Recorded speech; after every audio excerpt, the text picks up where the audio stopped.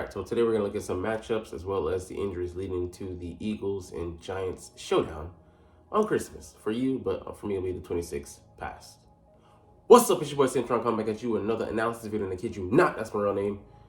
And Eagles versus Giants, the 5 matchups to watch. And I'm not even gonna lie, this is going to be a disappointing one to gauge because we don't know exactly where the Eagles are going to land. They've been up and down, Jekyll and Hyde. More Hyde than Jekyll, the bad one. Anyways, as of late, and the Giants, although they're bad, they're still an NFL team who still gets paid, and they have professionals on their side. If the Eagles were dependable, this would be an easy mush matchup, but we can't rely on much from them, so we'll see. We'll just go with the projected matchups, how it should go, but like I said, to be seen. All right, number 1, Jalen Hurts, Nick Sirianni, and Brian Johnson versus the Giants blitz-heavy defense. And you can see that we faced a couple of these opponents already on this list, and the Vikings gave us trouble, but it's more so to do with their coordinator throwing different things and Brian Flores at us, and him being a Bill Belichick disciple. He has some good blitzes, man. The Buccaneers, they did as well, but we handled them more so by throwing the run game, running all over them. Chiefs, we struggled against, and Steve Spags is definitely a good coach. He has a lot of good schemes and likes to bring pressure from different positions. The slot corner blitz was eating us alive. We didn't have a hot route for it, which is a shame. And the Patriots also gave us trouble. But Bill Belichick had plenty of Batman prep time, 2 months to prepare for Jalen Hurts, so he was bound to give us trouble. But the Giants, they blitz at this rate, 41%, the second highest in the league, but they have just 24 sacks to show for it. So they're not able to hold up theoretically on the back end with the pressure that it send, but we've struggled against everybody that we faced in the past 3 weeks. So it is not the question for us to continue to do so, but we'll see. Like these 2 names here, they better put it together a damn good game plan to deal with that pressure. Specifically, having hot routes for Jalen to go to get the ball out of his hands quick in the event they do bring pressure. Because we know Wink Martindale, he's not going to wink, shy away from bringing that. All right, number 2, the Eagles' sluggish rushing attack versus the Giants' bad run defense. So, it's something's got to give. The category up, you can say that we haven't done poorly against the blitz, but we haven't been the best due to our offense not having baked in plans to deal with it. And here, the Giants' run defense, worse than the Seahawks' run defense. But we ran against them, but we got impatient and weren't able to stick to the game plan, trying to chase explosive plays. And 29, 30, 32, 28, 29. So bottom of the league type numbers against rushing TDs allowed, rushing first downs, rushes of 10 plus yards, and et cetera, yards per game. And this has been a historical issue for them going back to the past 2 years. It got really bad last year, but still pretty bad at 25 and 2 years ago. So we'll see if we're able to take advantage of that. It's not that we shouldn't be able to get pushed and all that. It's more of a, will we commit to running the freaking ball instead of being pig-headed, bull-headed, and not chasing the numbers in the passing game just because the data, the analytics say that we should go to air it out exclusively through the air. So it'll be an exercise in arrogance to see whether we follow through with the game plan we should go with or the game plan that we want to go with, which is what we all know the Eagles are prone to do. Pass the damn ball when they should run it. The Eagles' run defense versus Saquon Barkley.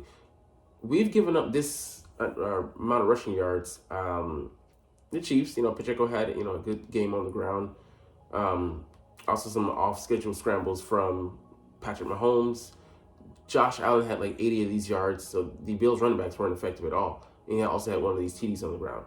The 49ers, Deebo Samuel was responsible for this, or one of these, but 117 of these yards goes to Christian McCaffrey. But I think the other ones were Deebo Samuel, like 3 for 36, something like that, and a TD.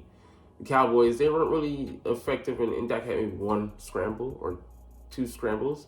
But overall, it looks good on the day. And most of this was Kenneth Walker with a little bit of Zach Charbonnet sprinkled in there, like 4 for 16, for 4-yard average. and in that horrible TD that we allowed. So in the second half, we handled them better, but it was what it was. But yeah, Barkley having 797 yards for 4.1 average. He isn't the fact that he's been in previous years, but he's always dangerous.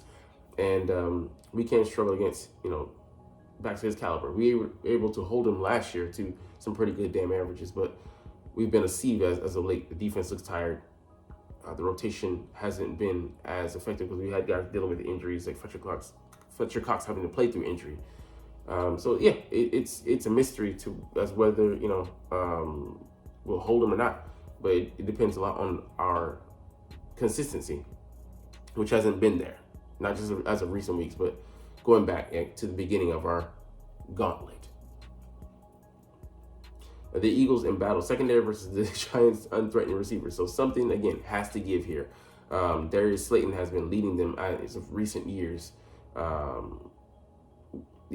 out of these 4 years, Gale, he's gone from that squad, and he wasn't the same guy after signing that monster contract there in New York. But he's still leading them again this year in yards. Darren Waller providing some quality relief, but the guy you should be worried about here with this explosive yards per catch average is Jalen Hyatt. He's their third-round pick coming out of Tennessee, had 1,200 yards and 15 TDs last year in college. And yeah, he's been getting better each and every week, but there's nobody here that should really scare you. Despite this guy running a 4.31, they have him as a slot guy and not really threatening downfield, which is just insane to me. I wanted the Eagles to pick him up. I thought he could have been a good chain mover for us, but not like we would have trusted him anyways. Like we don't trust Olamide Zaccheaus over ineffective Quez Watkins. That's a whole other story. But yeah, these guys shouldn't beat us, but keyword shouldn't, because Darius Slay is out. But I meant to say James Bradbury. James Bradbury doesn't scare anybody with his coverage this year.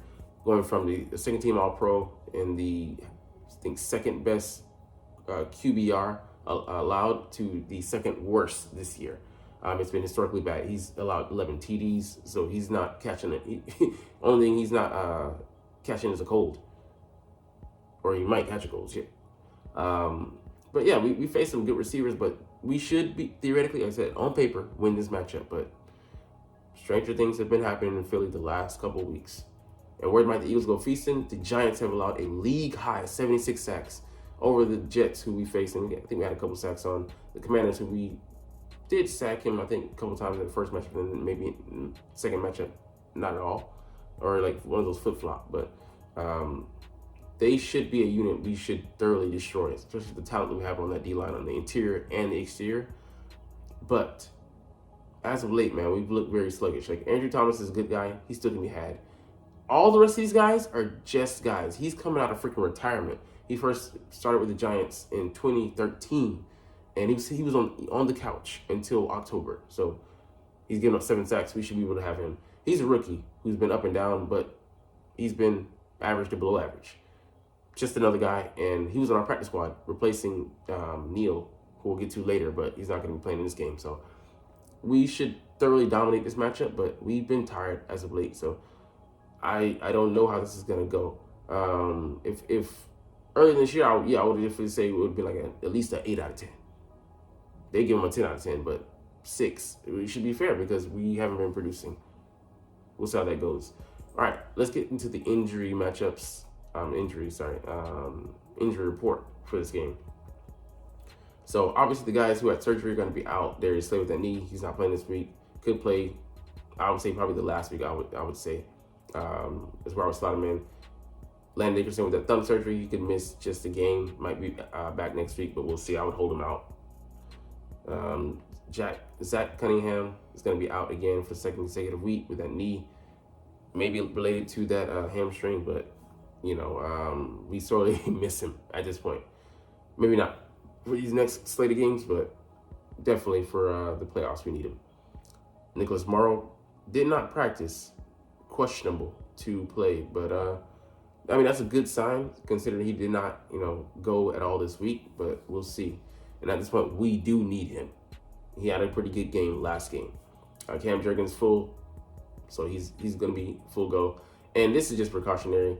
I don't even know if he's going to appear in the next game, but I would say about for the 21-day practice window is closed, I see him playing in the game, probably the second Giants game, if not the Cardinals game next week. So we'll see how that goes. But for the Giants, man, they have a lot of injury issues. Dexter Lawrence limited, but he's questionable, so he's gonna be limited in the game. Xavier McKinney was able to go from DNP to limited to full, so he should be fine.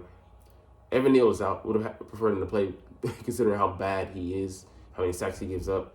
Their second D tackle on the depth chart, Raheem Nunez-Roches, is out, and A'Shawn Robinson limited but questionable with that back, man. So they're banged up there. Don't know what they're gonna do or what's it gonna look like. Backup tight end here, limited. He's questionable to play.